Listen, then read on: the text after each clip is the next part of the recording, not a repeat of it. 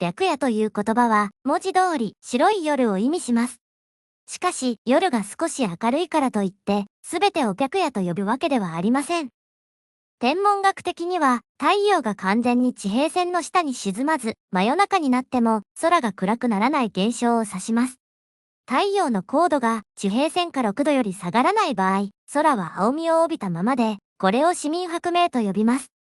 市民白明という名称は十分に明るくて、アウトドアや新聞を読むことができるほどの明るさがあることに由来します。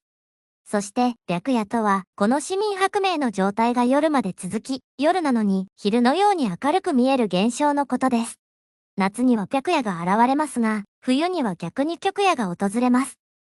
極夜は白夜とは異なり、太陽が一日中全く昇らない現象です。名前だけを見ると何も見えないように思えますが、白明による自然光や人工照明によって視界は確保されています。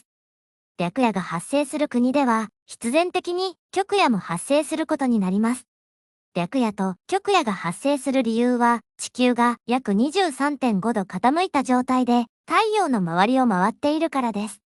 白夜と極夜は北緯または南緯 66.5 度以上の高緯度地域で発生し、夏には太陽の方に大きく傾き、太陽が地平線上に沈まない白夜現象が起こり、逆に冬には太陽から遠ざかるため、極夜現象が発生するのです。このような自然現象は人々にどのような影響を与えるのでしょうか？日照が不足する極夜の期間には、感情を調節するホルモンバランスが崩れ、気持ちが落ち込みやすく、無気力になります。北欧とアラスカ北部では、これを季節性情緒障害の一つである、ポーラーナイトデプレッションと呼んでいます。反対に白夜の期間は、夜も太陽が昇っているため、脳が昼のように覚醒状態を維持します。体は休むべきなのに、覚醒状態を誘導するホルモンが分泌され続け、不眠症のような睡眠障害が引き起こされます。この他にも、甲状腺ホルモンの数値が下がり、集中力や記憶力が低下し、疲労が激しくなることもあります。また、ビタミン D 不足により、骨が弱くなったり、免疫力が低下したりするなどの健康問題も起こり得ます。そのため、極夜が発生する地域では、子供たちにビタミン D の補給を必須と考えています。しかし、このような悪条件にもかかわらず、北欧諸国は平均寿命が高い傾向にありますが、その理由は世代を超えて、こうした環境に適応してきたためです。これらの国々は家族間の絆が深い傾向にありますが、その理由は極限の自然環境が家族を家に集めるためです。白夜と極夜は経済的にも多くの影響を与えます。白夜の期間は一日中太陽が沈まないため、観光や建設業などが大きな利益を得ます。例としてサンクトペテルブルクの白夜祭があり、レストランや商店なども営業時間を長くします。また、建設業においても長い作業時間という恩恵を受けます。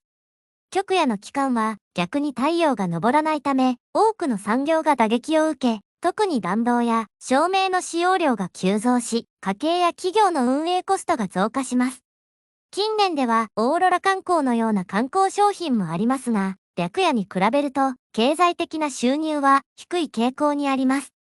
北欧スタイルのデザインも最大限に光を活用し、シンプルで白色を基調とし、そして実用的なミニマリズムを強調することも、すべて自然環境の影響を受けたためです。自然環境は文学だけでなく美術にも影響を与えました。ロシアのドストエフスキーは白夜の中で白夜現象がもたらす幻想的で孤独な雰囲気の中、人物の内面に深く切り込んでいます。ムンクの叫びの燃えるような赤い空は火山灰のような外部環境の変化と北欧の情緒を表現する作品です。白夜と極夜に生きるということは単に日が長いか短いかという問題ではなく、昼夜のバランスを失っていても、人間はいかなる環境下でも適応して生きていく存在であるということを示しています。